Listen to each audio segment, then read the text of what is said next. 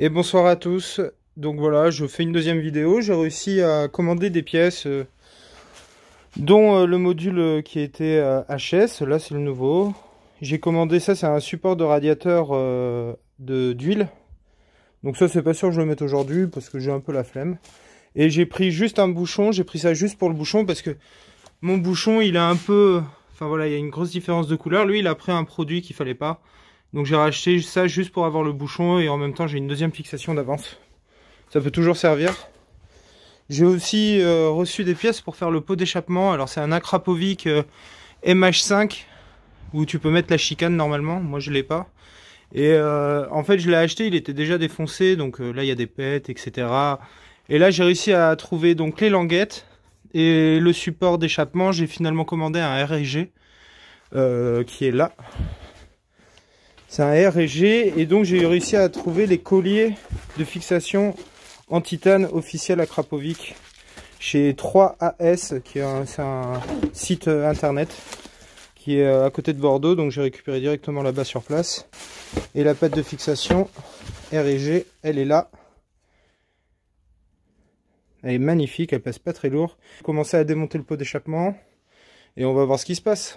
Installer la GoPro, je vais commencer par installer le petit bidule, le petit module diode. Elle bug un petit peu. Mais là, sachant que là, il n'y a pas le mètre cylindre qui est branché. Donc en fait, c'était bien ça, c'est réparé. On met le starter un peu plus fort.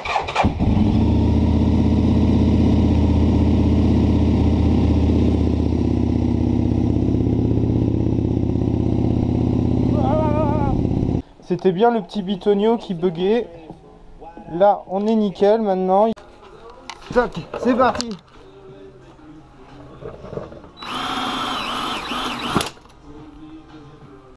Petite astuce, quand on n'a pas de tir ressort, tir câble, ça dépend, je sais pas comment ça s'appelle toujours. Moi je prends un câble électrique dur de maison, donc il est bien dur. Et je fais comme ça, je le fais passer. Comme ça. Je le prends bien dans la main et je tire. Et voilà, tout simplement. J'ai retrouvé l'enveloppe de l'Akrapovic qui se met là. Et là, je sais pas si vous le voyez vous, ça se voit. Hein. Il a un shoot énorme, le silencieux il est plié. Ça se voit. Hein. Ça se voit de ouf. Déjà là, j'ai essayé de refaire bien le rond. Donc là, il est plus ou moins pas mal. Bon, ça je le mets là-dedans. Et après, je vais l'entourer avec le câble là. C'est du fil métal, hein, classique.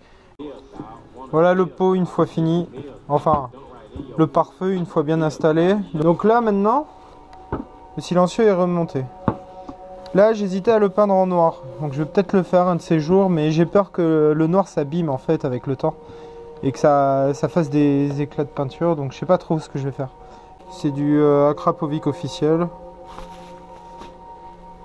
Ils font la même largeur, donc on est nickel. Ouais, c'est les mêmes. 5. Je me suis occupé de monter la pâte de fixation R&G.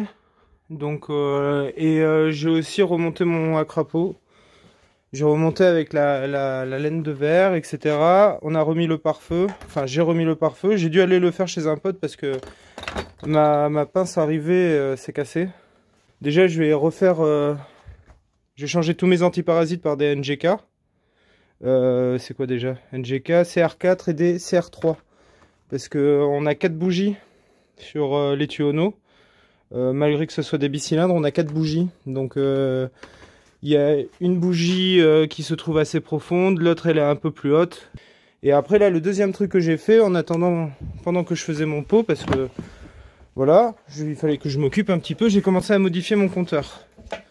Donc en fait, j'ai mis des LED à l'intérieur, elles sont bleues.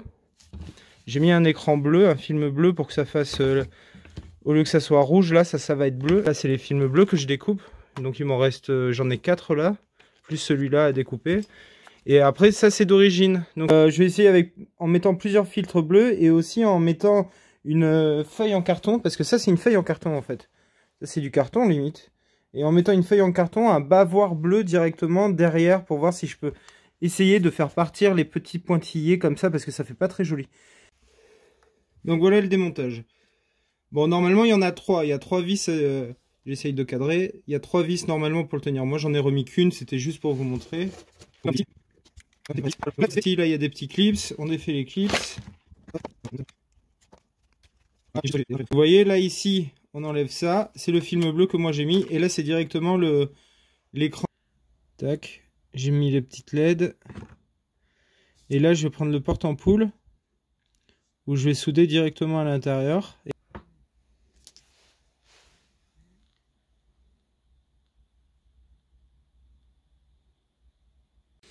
Bon, voilà où j'en suis. Là j'ai monté un panneau de LED à l'arrière de la plaque transparente, où il y a le contour qui est là. Et on voit bien à l'arrière que tout reste rouge, hein. Tout sera toujours rouge, hein. On peut rien faire pour ça. C'est teinté dans le plastique. J'ai mis une LED bleue ici. Là il y a porte-ampoule, deuxième porte-ampoule, et ça c'est les câbles qui passent en dessous. Bon, alors je vous montre comment c'est avant que je remonte tout complètement. Là ici les 2 LED elles sont reliées. Je fais une rallonge avec c'est du câble pour haut-parleur. Ensuite je le fais passer par l'extérieur là. Je les soude entre eux et je les referme avec avec ça là, de la gaine thermo. Comme ça je peux les enlever en enlevant la porte-ampoule là. La porte-ampoule là. Je peux tout enlever en un seul bloc et sans avoir à dessouder à chaque fois les petites prises là parce qu'elles sont plus petites que la taille, donc c'est bon. Donc là je fais pareil dans ce sens là, sauf qu'il y a moins de câbles qui passent parce que là il y en a 3 au lieu de 2. Là je fais pareil, ça part de là, ça va à l'extérieur. Là c'est dirigé pour justement aller pile poil de ce côté là. Et comme ça après derrière je pose, je soude, je ferme à la gaine thermo. Donc voilà, j'essaye de finir ça. Je suis un peu déçu en fait parce que là j'ai pris du opaque. C'est vraiment opaque quoi. C'est les classeurs comme ça. Mais j'ai pris opaque quoi. Et même avec le opaque, on voit quand même les traits des LED. Donc vu que là j'ai tout baisé sur mon compteur, je vais pas me prendre la tête. Je vais le garder comme ça pour l'instant celui-là. Voilà, j'ai remonté le pot d'échappement avec la nouvelle patte de fixation. Donc on voit bien que la prise n'est pas exactement au même endroit. C'est ce qui fait que le pot il est un peu plus relevé, j'ai l'impression. Là je l'ai bien posé, il est bien droit et tout. Là il est normalement c'est définitif. Et après concernant le compteur, ben en fait j'ai fini mon montage comme je vous ai montré et ça n'a pas fonctionné, ça me va pas du tout. Donc je retire tout, je repars à l'origine. Mais alors voilà, j'ai enlevé les caches là qui sont en carbone. J'ai supprimé les caches bobines là qui sont en carbone aussi. J'ai défait les 2 vis là et les 4 vis ici. Donc là en fait je vais vous montrer sous le réservoir ce qui se cache. Sachant que moi c'est pas d'origine, j'ai fait une petite prépa dessus. J'ai une prépa boîte à air ouverte avec enfin vous allez voir. J'ai une puce et tout ça dessus. Filtre KN. Donc je suis toujours en 51 mm. Je vais pas tarder à passer en 57. Voilà la boîte à air. Donc grosse admission. Ça c'est seulement pour les modèles RSV 98-2000. À partir de la RSV 2001, ils sont passés à un modèle qui est plus restrictif, qui est 2 fois plus petit au niveau des entrées d'air. Et ça fait partie des meilleures améliorations à faire pour pas trop cher. Et après là ici ce que je compte faire c'est passer en 57 mm d'admission pour les injecteurs. Donc ça veut dire que c'est une injection de Gen 2 en fait, la deuxième évolution des tuyaux. Et après j'aurai une autre puce encore spécifique. Là j'ai une puce, c'est une GMP, c'est la basique mais qui marche très très bien. Ça c'est du tube de chauffage en fait.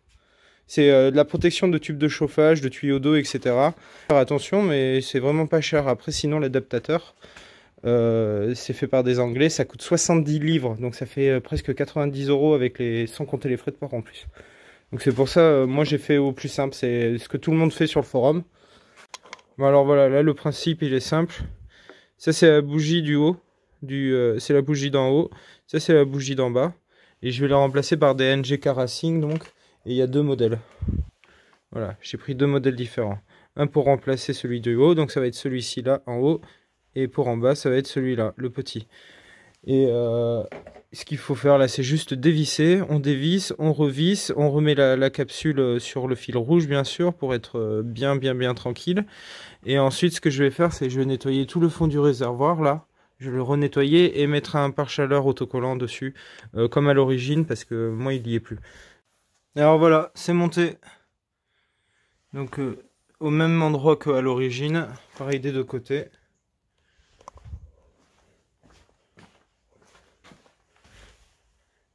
Hop.